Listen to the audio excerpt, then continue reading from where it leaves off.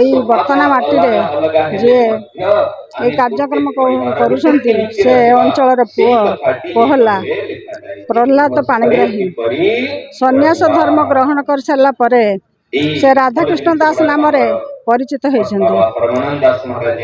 ଭଗୀରଥ ଗଙ୍ଗାକୁ ଆଣିଲା ପରି ସେ ବର୍ତ୍ତନା ମାଟିରେ ଯେଉଁ ଗଙ୍ଗା ପ୍ରବାହିତ ହେଉଛି, ଯେଉଁ କଥାମୃତ ଭଗବତ ଗୀତାର ଯେଉଁ କଥାମୃତ ପ୍ରବାହିତ ହେଉଛି, ସେ ତାଙ୍କରି ପାଇଁ ଆଜି ଏହି ଅଞ୍ଚଳ ଏହି ମାଟି ଶସ୍ୟ ଶ୍ୟାମଳା ହୋଇ ଉଠିଛି। ଏହି ଅଞ୍ଚଳର ମା ମାଉସୀ ଭାଇ ଭଉଣୀ ବନ୍ଧୁବାନ୍ଧବ ସମସ୍ତେ ଏଠାରେ ଉପସ୍ଥିତ ରହିଛନ୍ତି ସେହି ଭାଗବତ କଥାମୃତ ପାନ କରିବା ପାଇଁ। ଆମେ ସେଥିପାଇଁ ସମସ୍ତେ ଧନ୍ୟ ହୋଇଛୁ। ଏହି ବର୍ତ୍ତନା ମାଟି ମଧ୍ୟ ତାଙ୍କୁ ପାଇକି ଧନ୍ୟ ହୋଇଛି।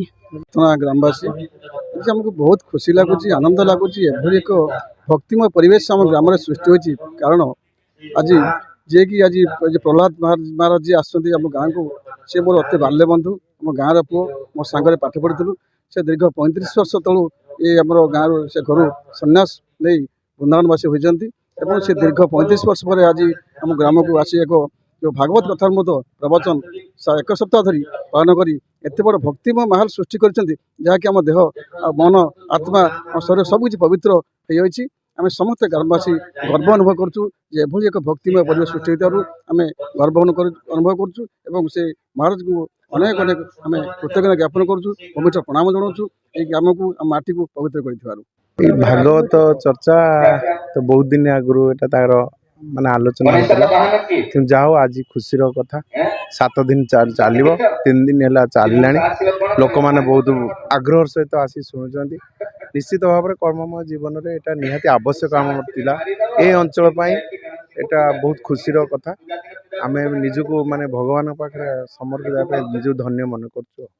ବହୁତ ଦିନର ପ୍ରତୀକ୍ଷା, ବହୁତ ଦିନର ଅନ୍ତ ଘଟେଇ ଆଜି 1 ତାରିଖରୁ 7 ତାରିଖ 7 ଦିନ ବ୍ୟାପୀ ଏ ଯେଉଁ ଭାଗବତ କଥାମୃତ ଚାଲିଛି, ସେଥିରେ ଆମର ବୃନ୍ଦାବନରୁ ମୁଖ୍ୟ ପ୍ୟାରାଲାଲଜୀ ଆସିଛନ୍ତି, ଯିଏକି ସାରା ଭାରତ ବର୍ଷରେ ଭାରତର ବିଭିନ୍ନ କୋଣ ଅନୁକୋଣରେ ତାଙ୍କର ସତ୍ସଙ୍ଗ ଜାରି ରଖିଛନ୍ତି ଏବଂ ଏଇ ଯେଉଁ ସତ୍ସଙ୍ଗ ଜାରି ରହିଛି, ଇଏ ସନ୍ଧ୍ୟା 6ରୁ ସନ୍ଧ୍ୟା 9 ଘଟିକା ପର୍ଯ୍ୟନ୍ତ ସମୟ ନିର୍ଘଣ୍ଟ କରାଯାଇଛି।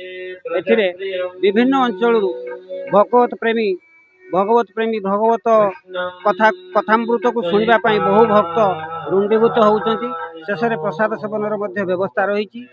ये बहुत सुंदर प्रोग्राम आमे ए सुजोग केबे भी बर्तनवासी पाईना, कारण आमे जाऊ बहु अंचल को शुणा किंतु आज आम पाखक सुदूर वृंदावन आसिक पहुँचती, तेणु आम एटा सौभाग्य मन करचु आ निजको धन्य भी मन करचु। कारण वृंदावन आसिक जो आम पाखे पहुँचिकी से आमको प्रवचन शुणाउछंती, याठू बड़ी आ बड़ सुजोग कौन थाई पारे। Bureau chief Anand Kumar Behera report PN24 TV।